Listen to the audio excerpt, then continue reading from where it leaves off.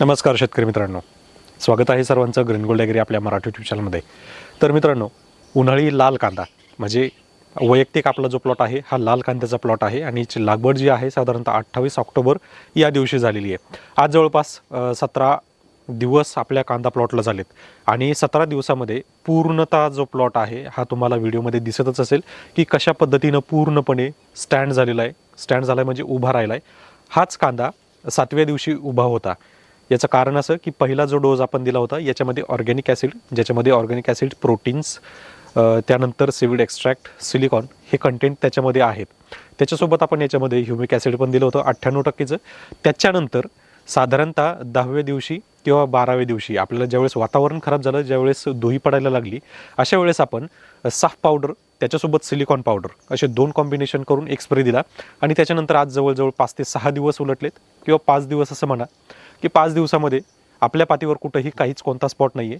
फक्त जी नवीन पात निघते त्या नवीन पातीवर मात्र थोडंफार नॉर्मल प्रमाणामध्ये पिवळसरपणा दिसतो. पिवळसरपणा तो नाही जो ज्यावेळेस आपली पात वाकडी होते त्यावेळेसचा तो पिवळेपणा नाही. पिवळेपणा म्हणजे कोणता की ज्यामध्ये न्यूट्रिएंट डिफिशियन्सी आपल्याला जाणवते. तर न्यूट्रिएंट डिफिशियन्सीबद्दलच आपण या व्हिडिओमध्ये माहिती घेणार आहोत. तर जे शेतकरी आपल्या ग्रीन गोल्ड ॲग्री चॅनलवर नवीन असतील त्यांनी चॅनलला सबस्क्राईब करा, सोबत नोटिफिकेशन बेल प्रेस करा म्हणजे आलेल्या व्हिडिओचं नोटिफिकेशन तुम्हाला मिळेल. तर मित्रांनो, कांद्याच्या सध्याच्या स्टेजला आता मी कोणताही दाणेदार खत वापरलेलं नाही आहे. आता आंबवणी आपल्याला द्यायची आहे. आंबवणीमध्ये सुद्धा मी क्रिएजन DNPG जे खत आहे हे आणून ठेवलं आहे. याच्यामध्ये मला कोणताही दाणेदार खत वापरण्याचा माझा विचार नाही आहे. त्याचं कारण असं की मी या ठिकाणी वॉटर सोल्युबल खतांचा वापर करणार आहे. कारण कालावधी जो आहे हा मिसमॅच होतोय आणि त्याच्यानंतर वातावरण जे आहे तर यावर्षी अवकाळी परिस्थिती बऱ्याच वेळा आपल्याला पाहायला मिळणार आहे. आणि अशा परिस्थितीमध्ये एक विचार केला की दाणेदार खतामध्ये माझा जो खर्च आहे जवळजवळ 2 खत व्यवस्थापन जरी केले तरी साधारणतः 7 ते 8 हजार रुपयेपर्यंत खर्च जाणार आहे. पण मी हा विचार केला की पहिली गोष्ट आपण प्रयोग करूयात की जर दाणेदार खत दिलेच नाही तर काही फरक पडतोय का, पीक लवकर बळी पडतंय का, किंवा आणखी त्याच्यामध्ये काय बदल पाहायला मिळतोय ते सुद्धा बदल आपल्याला पाहायला मिळेलच. पण त्याच्यासोबत वॉटर सोल्युबल जर खतं वापरली, ग्रेड खतं जर वापरली आणि त्याच्यासोबत काही PGR खतं जर वापरली तर खर्च किती कमी होतो आणि फायदा किती होतो हे पण गोष्टी लक्षात येतील. म्हणून दाणेदार खत यावेळेस आपल्याला द्यायचं नाही. फक्त क्रियाजन DNP जे आहे जे की ऑर्गॅनिक खत आहे ते आपण एकरी 40 म्हणजे साधारणतः 26 ते 27 गुंठ्यासाठी आपण 40 किलो एवढं देणार आहोत.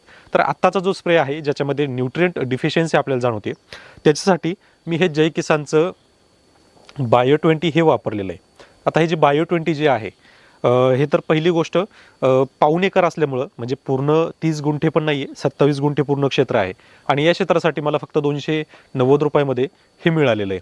आणि दुसरी गोष्ट अशी की याच्यामध्ये सगळेच न्यूट्रिएंट आहेत आणि ज्या शेतकऱ्यांनी वापरलं त्या शेतकऱ्यांचा रिझल्ट किंवा त्यांचं जे सांगणं होतं हे मला खूप पॉझिटिव्हली वाटलं आणि मग असं ठरवलं की चला आपण हे मिक्स मायक्रोन्यूट्रिएंट वापरूयात. कारण इतर जर न्यूट्रिएंट वापरायचं म्हटलं तर खर्च जवळजवळ याच्या डबल आहे. म्हणजे खर्चामध्ये सुद्धा आपल्याला विचार करावा लागतो. तर शेतकऱ्यांची कंडिशन असे असते की एखाद्या वेळेस जर तुम्हाला कोणी सजेस्ट केलं की तुम्ही 1200 रुपयाचं मारा तर तुम्ही लगेच 1200 रुपयाचं मारता. पण त्याच्यामध्ये जे कंटेंट आहेत तर हे कंटेंट आपण कधी पाहत नाही. आता याच्यामध्ये जे कंटेंट आहेत तर याच्यामध्ये नायट्रेट आहे, अमोनियम आहे, phosphate, potash, magnesium oxide, iron, zinc, copper, manganese, boron, molybdenum, cobalt आणि सीवीड एक्स्ट्रॅक्ट ही सगळी घटक याच्यामध्ये आहेत. आता पहिली गोष्ट की आपण मिक्स मायक्रोन्यूट्रिएंट वापरतो पण त्याच्यामध्ये आपल्याला मॅग्नेशियम ऑक्साईड फॉर्ममधला मॅग्नेशियम हा नसतो. ऑक्साईड फॉर्म म्हणजे काय तर हे मी तुम्हाला पुन्हा एकदा सांगतो. ऑलरेडी मी काही व्हिडिओमध्ये सांगितलेलं आहे की ऑक्साईड फॉर्म म्हणजे काय. तर ऑक्साईड फॉर्ममध्ये तुम्ही हे पाहू शकता की जे द्रावण आहे तर हे द्रावण एकदम लिक्विड न निघता ते एकदम घट्ट प्रकारचं निघतं. तर हेच आहे ऑक्साईड फॉर्म आणि हे ऑक्साईड फॉर्ममधली जी खतं आहेत तर ही जास्त लागू होतात किंवा यांचा जो परिणाम आहे हा अतिशय चांगल्या प्रमाणात आपल्याला पाहायला मिळतो. मग तुम्ही ते कोणत्याही पिकावर मारा. म्हणून आपण हे जय किसानचं बायो 20 हे वापरलेलं आहे. मिक्स मायक्रोन्यूट्रिएंट तसेच नायट्रोजन, फॉस्फरस, पोटॅशियम यांची कमतरता पण जाणवू नये आणि बॅलन्स राहावं म्हणून. आता बऱ्याच शेतकऱ्यांचं सेम आहे ज्यांनी खत व्यवस्थापन केलं नाही, ज्यांना मिक्स मायक्रोन्यूट्रिएंटची कमतरता जाणवते, नवीन पात जी निघते त्यांनी हे देऊ शकता. पण लक्षात घ्या माझा जो प्लॉट आहे सेम तसाच जर तुमचा असेल, जमीन तशीच असेल तरच तुम्ही हे खत व्यवस्थापन करा. जमिनीनुसार आपल्याला खत व्यवस्थापन करायचं आहे. आता बऱ्याच वेळा मी सांगत असतो आणि नेहमीच सांगतो पहा मित्रांनो की जशी जमीन आहे त्या जमिनीनुसारच आपल्याला खत व्यवस्थापन करायचं आहे. कुठं तुम्हाला सांगितलं गेलं की तुम्ही 3 व्यवस्थापन करा पण जमीन जर मी काळ्या जमिनीसाठी सांगतोय आणि तुम्ही जर बरडी म्हणजे जिरायती जमीन असेल किंवा एकदम मुरमाड जमीन असेल तर तिला ते खत व्यवस्थापन चालणार नाही. आपल्या जमिनीनुसारच आपल्याला खत व्यवस्थापन करावं लागणार आहे. त्यामुळं जमिनीनुसार आपल्या कांद्या पिकाच्या स्टेजनुसार आपल्याला फवारणी, ड्रिंचिंग आणि खत व्यवस्थापन हे करायचं आहे. तर मित्रांनो, काही शंका असेल तर मला कमेंट नक्की करा, कारण प्रत्येक पिकामध्ये, प्रत्येक जमिनीमध्ये वेगवेगळं खत व्यवस्थापन असतं.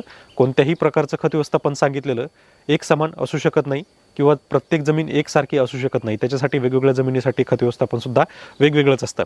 फक्त एक स्टाईल पडलेली आहे की खत व्यवस्थापन पहिलं काय करावं, मग एक 10-26-26, एक युरिया, एक सिंगल सुपर फॉस्फेट किंवा एक MOP, एक SOP.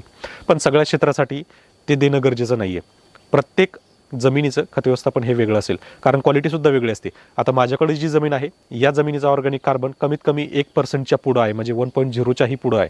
कारण याच्यामध्ये मी कोणतंही रासायनिक जास्त वापरत नाही. पहिली गोष्ट, युरिया तर अजिबात वापरत नाही, कारण माझ्या जमिनीमध्ये जर तुम्ही पाहिलं तर 1-1, 1.5 फुटाचा गांडूळ पाहायला मिळतो आणि हा मागच्या वर्षी पाहायला मिळत नव्हता.